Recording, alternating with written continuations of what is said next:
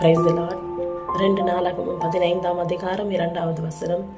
நீங்கள் கர்த்தரோடு இருந்தால் கர்த்தர் உங்களோடு இருப்பார் என்ற வார்த்தையின்படியால் இன்றைக்கு ஆண்டவருடைய சமூகத்தில் நீங்கள் எப்பொழுதும் கர்த்தரோடு இருந்து அவருடைய நாமத்தை மகிமைப்படுத்துகிறவர்களாய் அற்புதங்களை பெற்றுக்கொள்ளுகிறவர்களாய் இன்றைக்கு மாறுபடி கர்த்தர் உங்களை இந்த நாளிலே உங்களோடு பேசி கொண்டிருக்கிறார்.